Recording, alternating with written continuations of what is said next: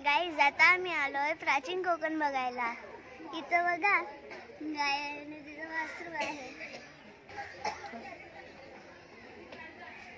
वासरू गाईचं दूध पिते.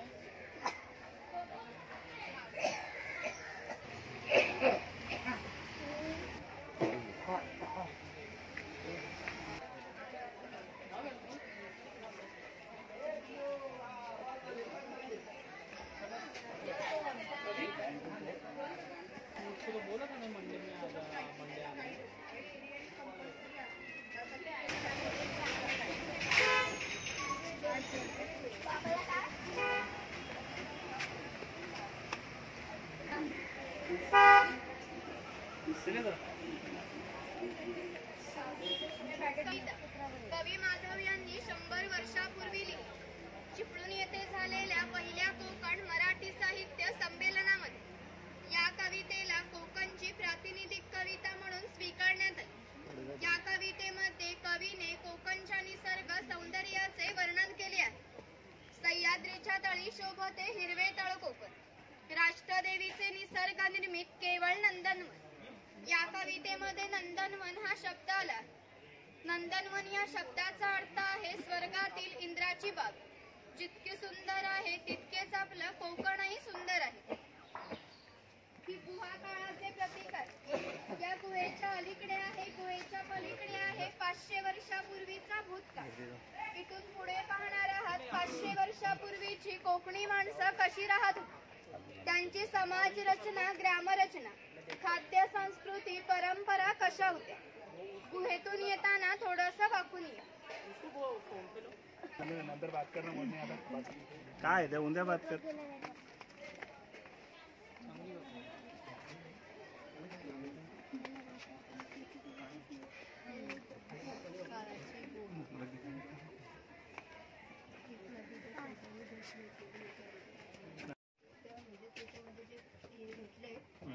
त्याच्यानुसार 90,000 वर्षापूर्वी पण कोकणामध्ये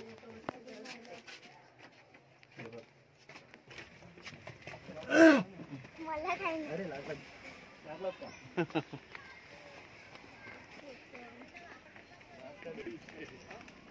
कसं आहे कोकण कोकणच आहे.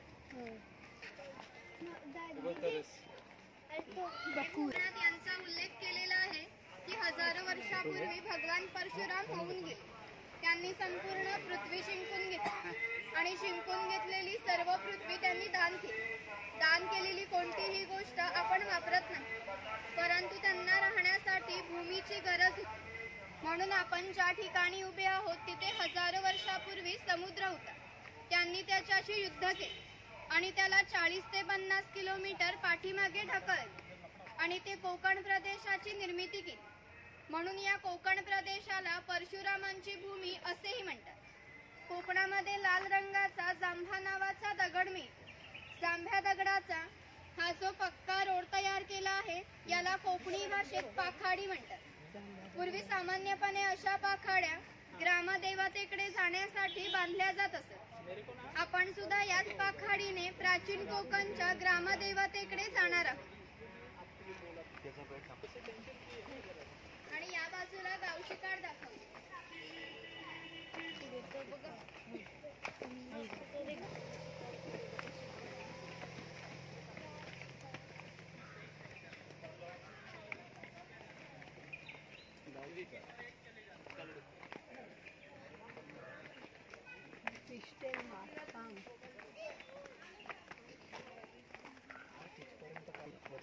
गावातील सर्व गावकरी येथे एकत्र जमत असत.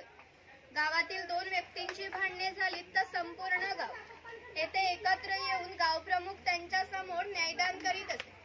आणखी एक महत्त्वाचं वैशिष्ट्य म्हणजे जगभर अशी प्रथा आहे की प्रत्येक जाती धर्माचे लोक आपापल्या देवाकडे जाऊन देवाचे दर्शन घेतात. आपण कोकणी माणसं सुद्धा वर्षभर देवळात जाऊन देवाचे दर्शन घेतो. पण जेव्हा आपल्याकडे शिमग्याचा सण असतो तेव्हा हा देव या पालखीत बसून प्रत्येकाच्या घरोघरी नेला जातो.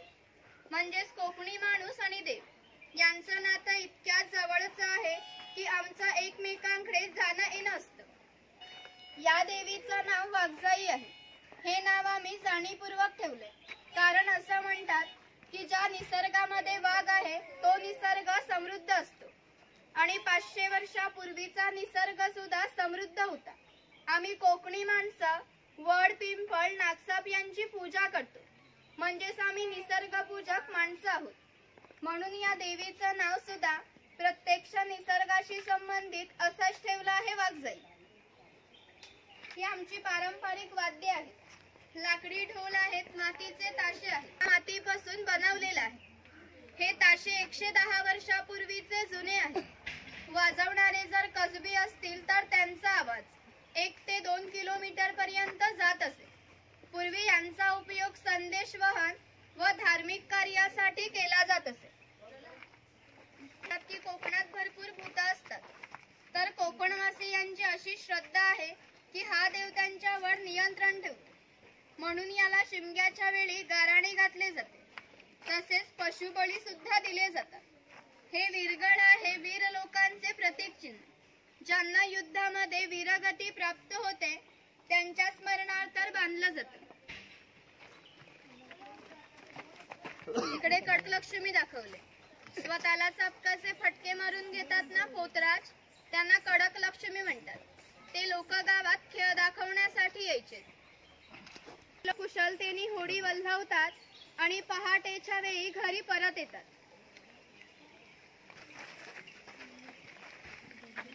हा नाभिक आहे. पूर्वी कोकणामध्ये 12 बलुतेदार पद्धत अस्तित्वात होती.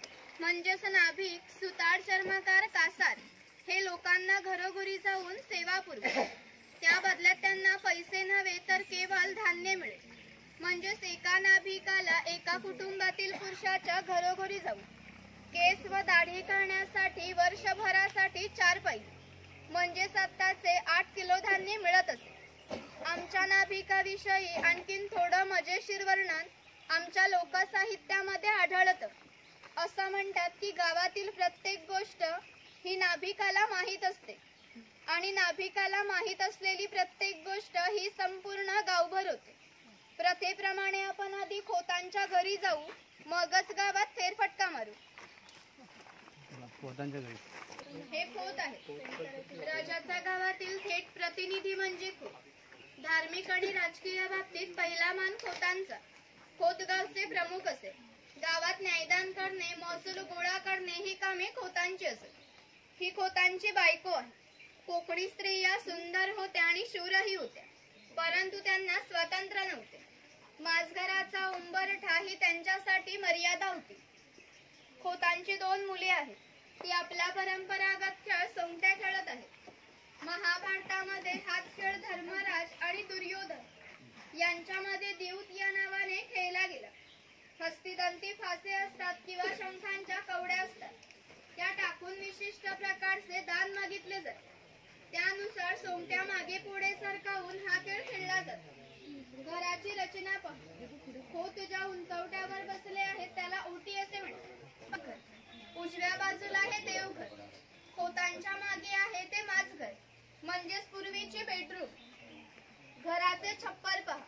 वरती छोटे छप्पर आहे, मध्ये गॅप आहे, खाली मोठे छप्पर आहे. कोकणामध्ये उष्णता फार असते. घरातील उष्ण हवा या गॅप मधून सतत बाहेर जाते आणि बाहेरील थंड हवा तिची जागा घेते. म्हणजेच घरातील वातावरण नेहमी थंड राहते. घरासमोर अंगण आहे. अंगणात तुळस आहे. अंगण हे कोकणी घरांचं वैशिष्ट्य आहे. इथे अडकित्त्यांचे प्रकार दाखवले, तुम्ही बघू शकता.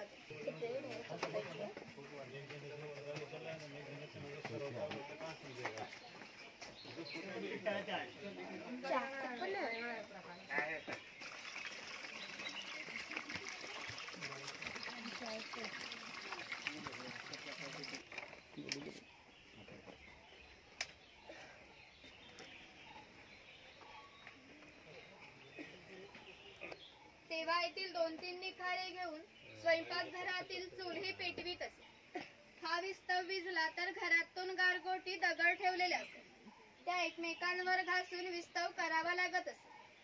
शेतकऱ्याची बायको आहे ती शेतकऱ्याची मुलगी आहे. तो पाळणा आहे.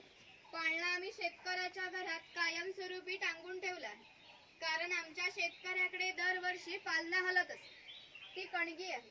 कोकणी शेतकरी भात, वरी, नाचणी यासारखी धान्य पिकवत असे. ती या कणगीमध्ये ठेवून वरती चिरफळाची फळे पसरवून त्यावर झाकण लावून ते बाहेरून शेणा मातीने लिंपून ठेवले जात असे. त्यामुळे आतील धान्य 3 ते 4 वर्षे सहज टिकत असे.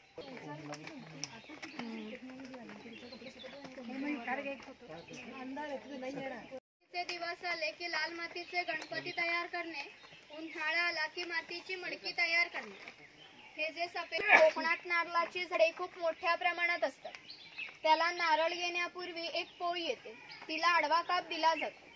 बाजूने विशिष्ट प्रकारचा झाडपाला लावला जातो. तो पाला आतील माडी शोषून घेतो व थेंब थेंब गळणारी माडी हे मडके वरचीवर लावून त्यामध्ये साठवली जाते. माडी काढण्याचा व्यवसाय आजही भंडारी समाज करत आहे. सोनारा गावातील महत्वाचा होता. गावातील महिलांना व विविध देवतांना लागणारे दागिने हा सोनार बनवून देत असे. त्याच्या या अप्रतिम कलाकुसरीमुळे त्याच्या दागिन्यांना जगभर मागणी होती. चौलराचा पूर आणि दाभोळ या कोकणातील बंदरांना 5000 वर्षापूर्वीचा इतिहास आहे. या बंदरांमधूनच भारतीय व्यापाऱ्याने जगाशी व्यापार केला. या बंदरांमधून निर्यात होणाऱ्या वस्तूंमध्ये हस्तकौशल्याच्या वस्तू, तलम कापड, शंख, शिंपले, दागिने इत्यादी वस्तूंची निर्यात हा वाणी करत असे. त्याच्या बदल्यात संपूर्ण जगातून भारतात सोनं येत असे. म्हणजेच भारताने जे सुवर्ण युग अनुभवले याची प्रवेशद्वारे कोकणची बंदरे होती. हा सुतार आहे. हा सुतार सावंतवाडीचा सुतार आहे. सावंतवाडीतील लोकांचे लाकडावरील कोरीव काम हे जगप्रसिद्ध आहे. त्यांच्या काही हस्तकौशल्याच्या वस्तू तुम्हाला आमच्या हस्तकला विक्री केंद्रात पाहायला मिळतील. इकडे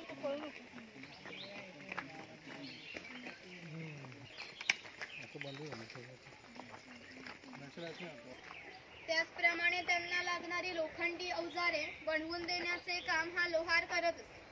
500 वर्षापूर्वी कोकणाची राजकीय परिस्थिती अस्थिर होती. बरेचसे लोक सैन्यांमध्ये होते. त्यांना लागणारी लोखंडी ढाली व तलवारी बनवून देण्याचे काम हा लोहार करत असे. याचं वैशिष्ट्य म्हणजे अजूनही कोकणात मराठा व खोत यांच्याकडे काहीशा वर्षापूर्वीच्या तलवारी आहेत. त्यांना अजूनही गंज झालेला नाही. दर दसऱ्याला त्यांची पूजा केली जाते. हा तेलाचा घाणा आहे. याला खुंट असे म्हणतात. यामध्ये खोबरे घातले जाते. हे जे उभे लाकूड आहे याला कोकणी भाषेत लाट म्हणतात. या लाटेला हे आडवे लाकूड अशा तऱ्हेने बांधले जाते की जेणेकरून ही लाट उभी राहते. या ठिकाणी जोखडाला बैल बांधला जातो. आडव्या लाकडावर दगड ठेवून तेली स्वतः त्यावर बसते व हे सर्व वजन घेऊन बैल गोल फिरवला जातो. त्यामुळे आतील खोबरे रगडून त्याचं तेल निघते. म्हणजेच पूर्वी तेल्याला पसा ते 1.5 पसा तेल काढण्यासाठी 1 ते 1.5 तास मेहनत घ्यावी लागत असे. यावरून तुमच्या लक्षात येईल की पूर्वीचं जीवन किती कष्टमय होते. हा बुरुड आहे. पूर्वी प्रत्येक व्यवसाय हा जातीनिहाय करावा लागत असे. व्यवसाय निवडीचे स्वातंत्र्य नव्हते. म्हणजेच प्रत्येकाला आपापल्या जातीचाच व्यवसाय करावा लागत असे.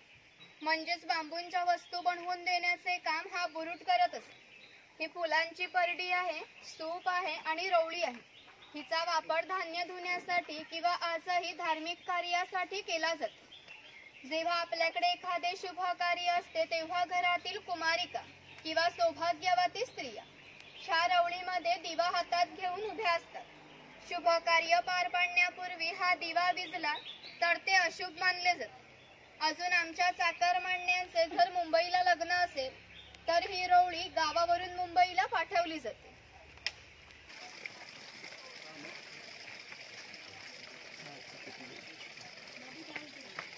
हे स्वयंपाकघर आहे. पूर्वी घरांमध्ये दगड मातीच्या वस्तू असत. ते जातणीसारखे दिसते, त्याला घिरट म्हणतात. जातणीमध्ये धान्य दळून निघते तर घिरटामध्ये भात घातला जातो. तेव्हा अख्खा तांदूळ बाहेर निघतो व कोंडा बाजूला होतो. हे मोदक पात्र आहे, म्हणजेच पूर्वीचा कोकणी कुकर.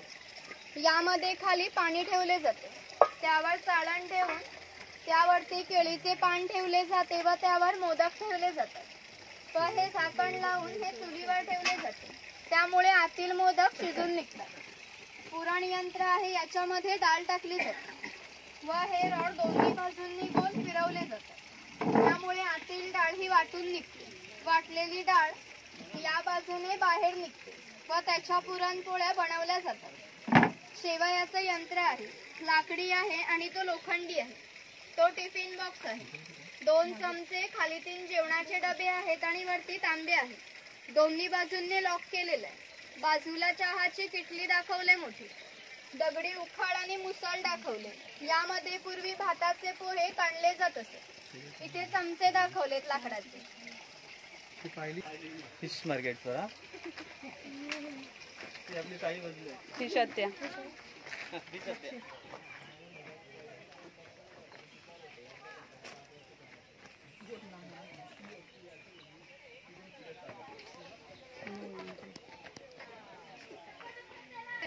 हे या मुलीचे घर आहे.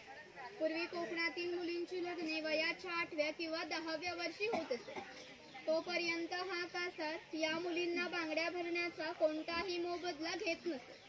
जेव्हा या मुलीचं लग्न होईल तेव्हा या मुलीचे वडील या कासाराला एक सोन्याचा दागिना देत असे. या व्यतिरिक्त कोणताही मोबदला या लोकांना मिळत नसे. म्हणजेच हा कासार या मुलीला 8 ते 10 वर्ष फ्री मध्ये बांगड्या भरायचा. हा पाणवठा आहे. पूर्वी प्रत्येक गावात भरपूर मोठे जंगल होते, त्यामुळे गावात पाणीही मोठ्या प्रमाणात उपलब्ध होत असे.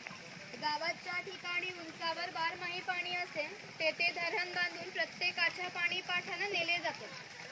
या पाणवठ्यावरती लहान मुले मासेमारी करण्यासाठी किंवा अंघोळीसाठी येत असत. स्त्रिया पाणी किंवा कपडे धुण्यासाठी येत. म्हणजेच ग्रामीण जीवनाचा मध्यवर्ती केंद्र हा आमचा पाणवठा आहे. वरती खवल्या मांजर दाखवले. चामड्याच्या वस्तू बनवून देण्याचे काम हा चर्मकार करीत असतो. याच्या जोडीला आणखीन एक प्रसंग सांगते की जो 500 वर्षापूर्वी घडला. इथून 80 किलोमीटर अंतरावर मार्लेश्वर नावाचे देवस्थान आहे. एका पर्वतात एक मोठी गुहा आहे. त्या गुहेमध्ये एक शंकराची पिंडी आहे. याचं वैशिष्ट्य म्हणजे त्या गुहेमध्ये अजूनही जिवंत साप आहे. पूर्वी मार्लेश्वर देव हा एका गावामध्ये राहत होता. तेथील लोक हे वाईट मार्गाने वागू लागले, त्यामुळे शंकराचे पावित्र्य कमी होऊ लागले. शंकराला ते मान्य होणे शक्य नव्हते, म्हणून त्याने गाव सोडून जाण्याचा निर्णय घेतला. मकर संक्रांतीच्या आदल्या रात्री तो गावाच्या बाहेर पडला. गावाच्या बाहेर या चर्मकाराचे घर होते. चर्मकार गरीब होता, परंतु श्रद्धाळू आणि नीतिवान होता. शंकराने कोणत्याही जातीपातीचा विचार न करता त्याला मशाल दाखवण्याची विनंती केली. चर्मकाराने सुद्धा अतिथी देवभाव समजून त्याला मशाल दाखवण्यास सुरुवात केली. शंकराने आज ज्या ठिकाणी मार्लेश्वर आहे त्या ठिकाणी गेल्यावर शंकराने आपले खरे रूप प्रगट केले व या चर्मकाराला दर्शन दिले व त्याला सांगितले की यापुढे मी याच ठिकाणी राहणार आहे. या गोष्टीला आज जवळजवळ 500 वर्षे होऊन गेली. परंतु दरवर्षी मकर संक्रांतीला शंकराची पालखी मूळ गावातून निघते. तिला मशाल दाखवण्याचे काम चर्मकाराचा आजचा जो वंशज आहे तो करतो. म्हणजेच मार्लेश्वर हे असे देवस्थान आहे की तिथे कोणताही जातीभेद मानला जात नाही.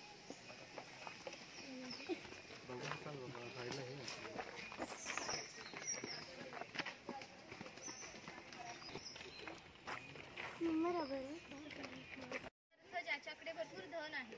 पूर्वी हा धनगर समाज जितक्या दुर्गम ठिकाणी राहत असे तिथून त्यांचा पहिला बस स्टॉप 10 ते 12 किलोमीटर अंतरावर असेल. हे लोक ज्यावेळी गावात येत असत त्यावेळी पायात चांबड्याच्या वाहना, हातात घुंगरांची काठी, खांद्यावर फाटकी घुंगडी या वेशभूषेत येत असत. असे असले तरी प्रत्येक धनगर 100 ते 125 गाई, 5 ते 25 म्हशी यांचा मालक असे. प्रत्येक गाई म्हशींची किंमत 8 ते 10 हजारांमध्ये असते. या सर्वांची जर विक्री करायची म्हटली तर त्यांची किंमत काही लाखांमध्ये जाते. इतक्या धनसंपत्तीचा मालक हा धनगर होता. कोकणी लोकांची राहणी साधी असलीच होती. इथे बकरीची गोठी आहे. जंगली श्वापदांपासून संरक्षण होण्यासाठी ती उंचावरती बांधली आहे. तिच्या आतमध्ये 2 बांबूंच्या मध्ये फट असते, कारण त्यांनी केलेला मैला त्यातून खाली पडत असे. छपराची रचना जरी ओबडधोबड दिसत असली, कितीही पाऊस आला तरी पावसाचे पाणी आतमध्ये जात नाही.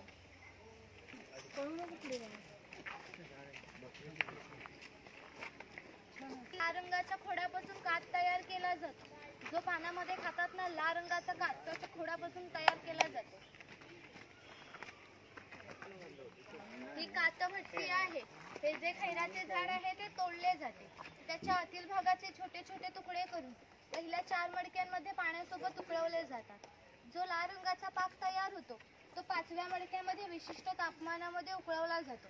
तो पाक सावलीमध्ये सुकत घालून त्याच्या वड्या पाडल्या जातात. कात तयार होण्याच्या प्रक्रियेला 3 ते 4 महिने लागतात. तर एकावेळी तिघांनी चप्पल काढून जायचे. इथे मुखवटे आहेत, ते तुम्ही फोटो काढणार असाल तर काढू शकता. पुढे आमचं शॉप आहे, काही खरेदी करणार असाल तर करू शकता. इथूनच पुढे जायचंय. लास्ट पॉइंट आहे शंखांचं प्रदर्शन, त्याच्या बाजूने एक्झिट आहे. वरती शूज घालून जाणार असाल तर जाऊ शकता. हम है रावण, हमारे 10 मुंह है.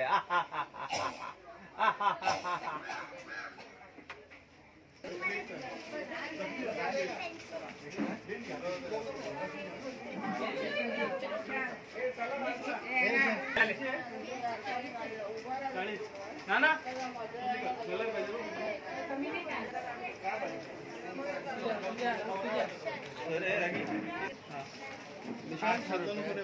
आठशेच आहे आणि 300 ला एक.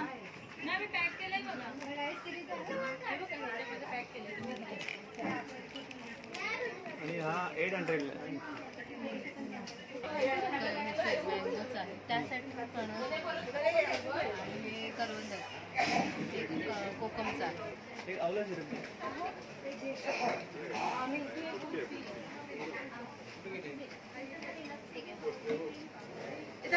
एक सोलकडी. हे तुला काय हवं नाहीच आहे. कसं पैसे होणार दोघांचे.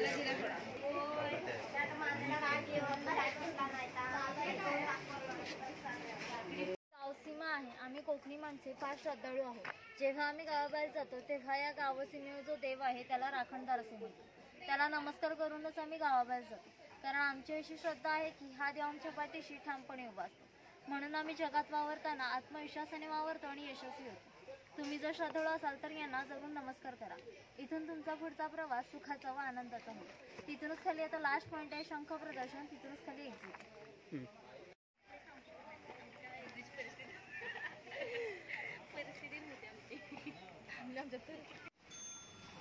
गाईज, आमचं आता प्राचीन कोकण बघून झालेलं आहे. तर खूप मजा आली इथं.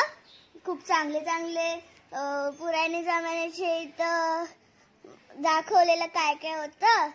व्हिडिओ चांगली वाटली असेल तर लाईक करा, शेअर करा आणि सबस्क्राईब करायला पण नका विसरू.